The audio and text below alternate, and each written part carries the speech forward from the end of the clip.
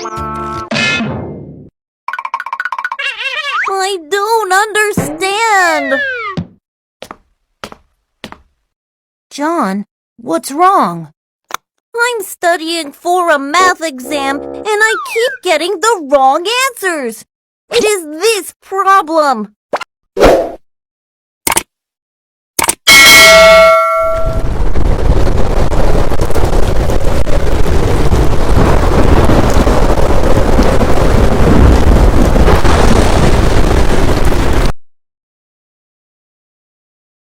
Hai semuanya, kembali lagi dengan saya dalam materi belajar bahasa Inggris online. Assalamualaikum warahmatullahi wabarakatuh.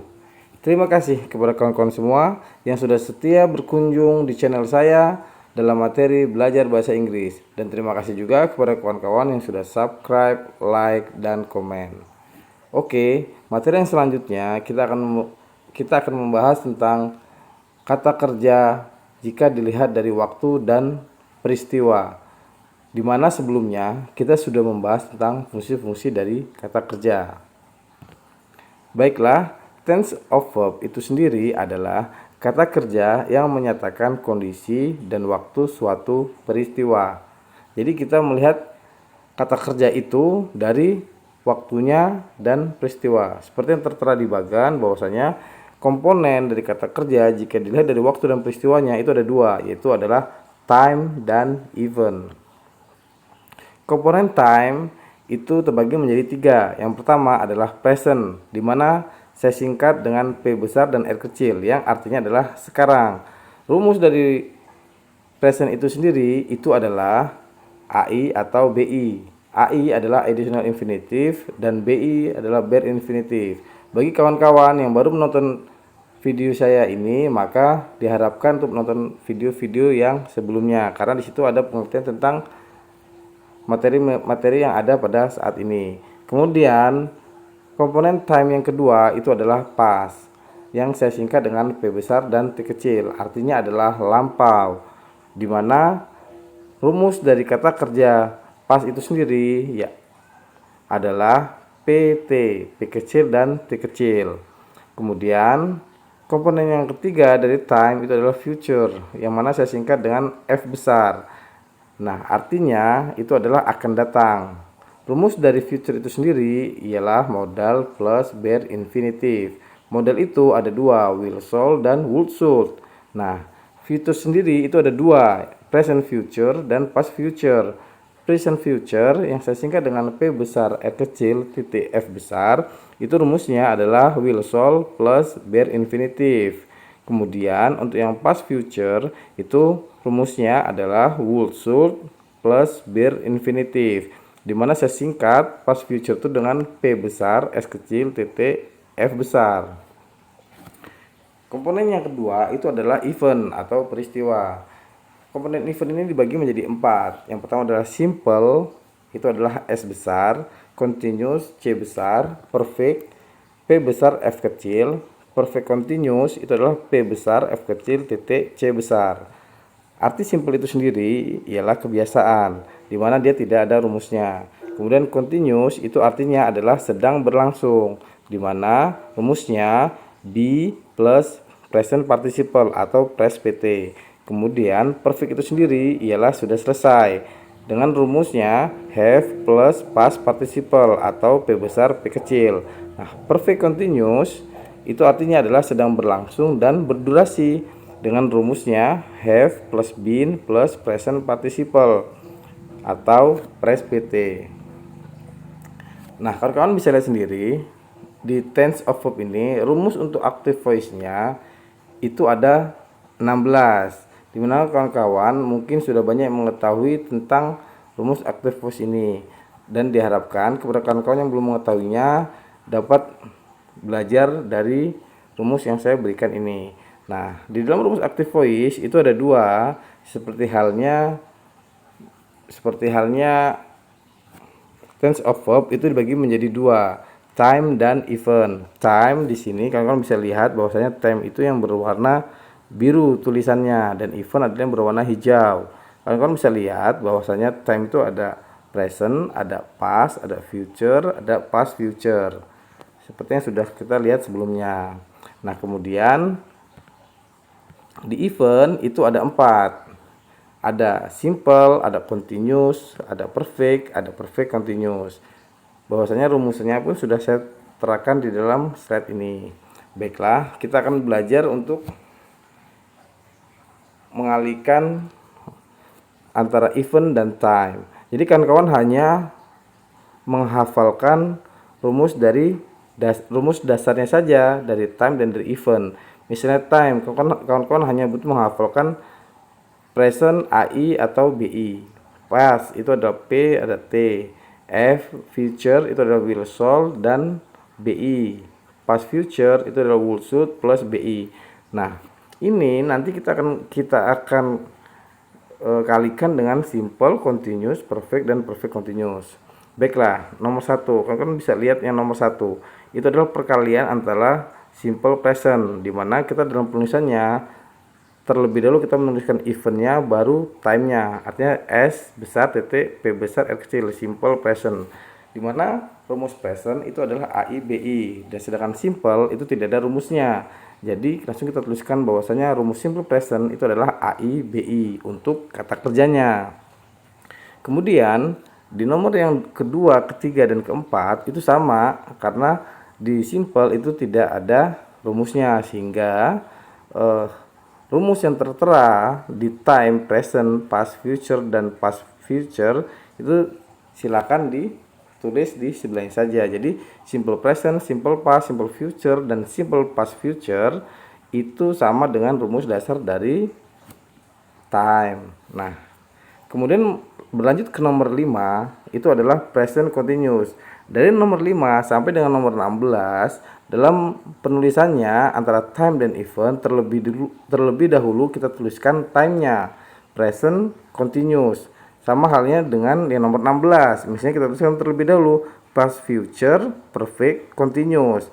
Artinya yang kita tuliskan itu timenya terlebih dahulu baru eventnya. Dalam pengaliannya misalnya yang nomor 5, rumus dari present itu adalah AI atau BI. Sedangkan rumus dari continuous itu B plus PT. Yang kita kalikan yang mana? Yang kita kalikan adalah B dengan AI BI. Seperti yang tertera di nomor 5, bahwasannya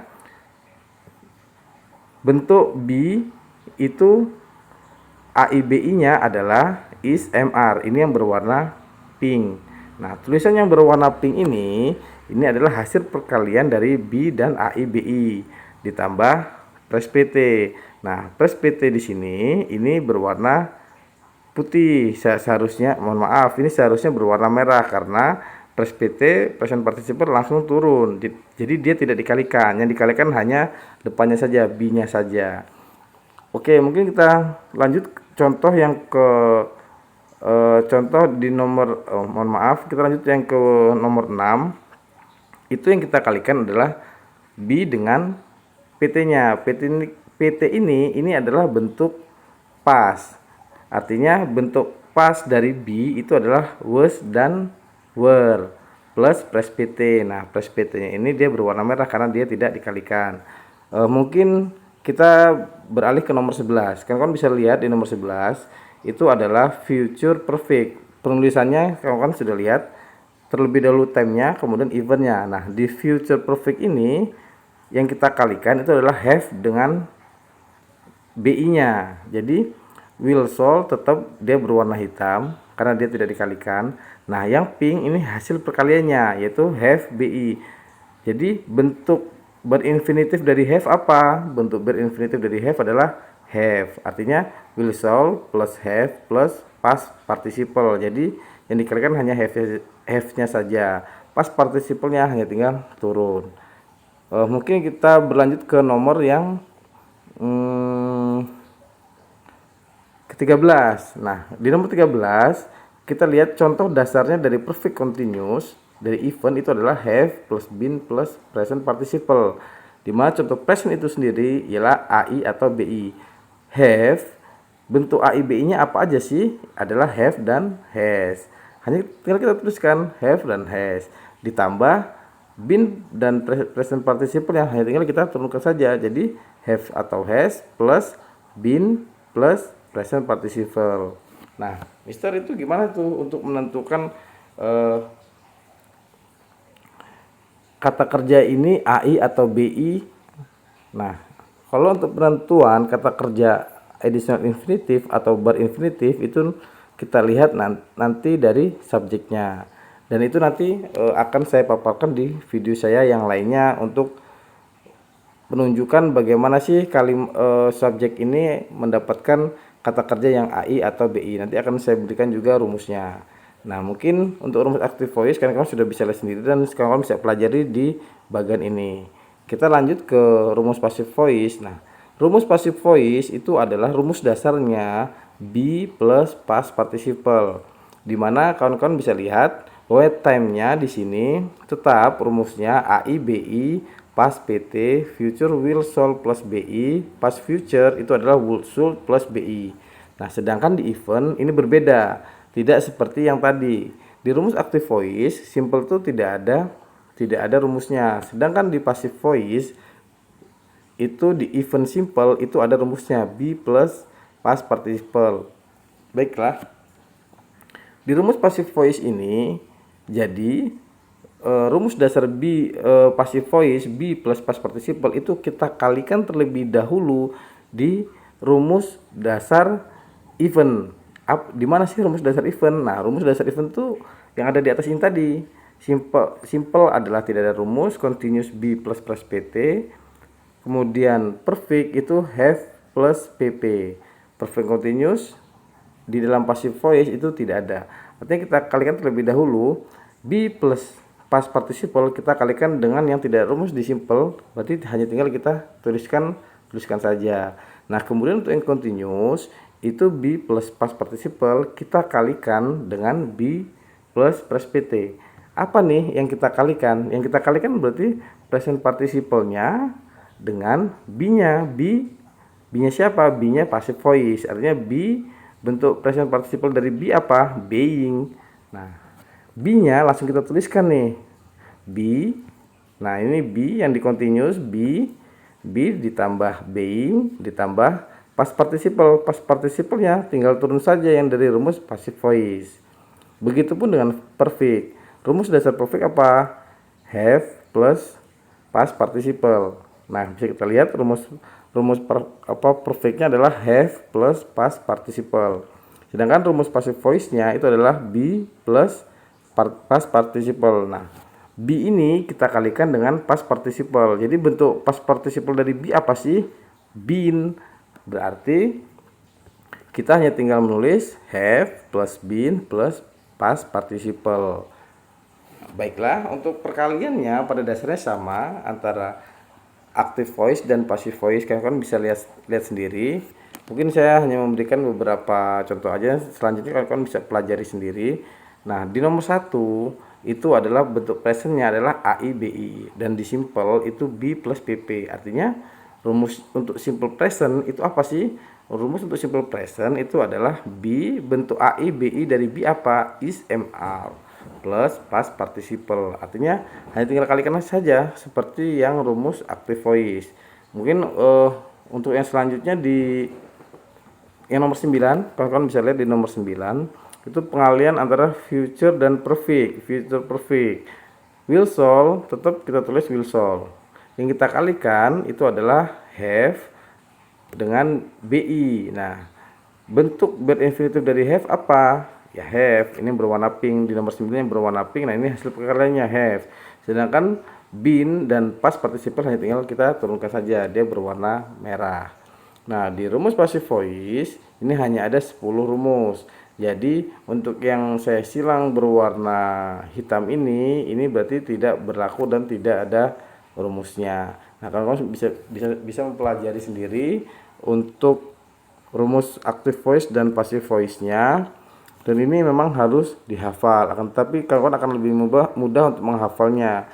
Jadi tadi ada 16, sekarang ada 10, artinya ada 26 rumus. Tetapi kawan-kawan hanya menghafalkan 8 rumus event, 4 event dan 4 time ditambah dengan rumus be plus past participle, rumus passive voice-nya. Jadi hanya 9. Kawan hanya menghafalkan 9 Jadi terus kawan-kawan sudah menghafal ke 26 rumus antara active voice dan passive voice. Contoh, saya akan memberikan sedikit contoh di dalam materi ini karena nanti saya akan memberikan video dalam pengerjaan latihan-latihan dasar tentang kata kerja. Nah, contoh simple past. Kita hanya memakai satu kata kerja yaitu draw.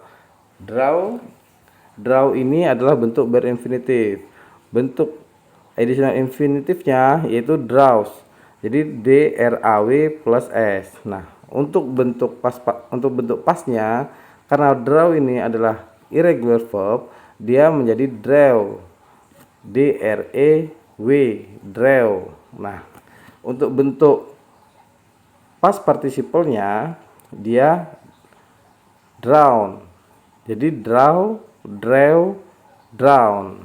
Itu bentuk irregular verb dari kata kerja draw. Nah, untuk simple past-nya Mr. Kribo draw a house. Kita bisa lihat contoh simple past-nya. Contoh di simple past itu rumusnya adalah past tense.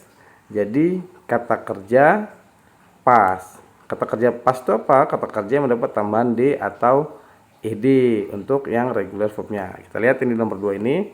Maka di contoh ini kata kerja yang kita pakai adalah kata kerja past. Kemudian di present continuous. Di present continuous kita lihat bahwa contohnya adalah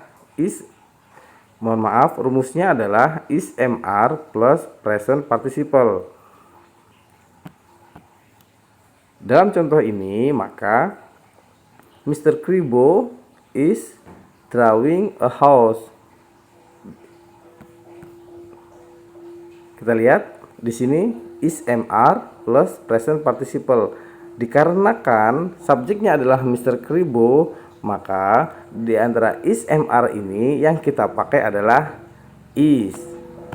Artinya di sini Mr. Kribo is kalimatnya kata kerjanya adalah draw.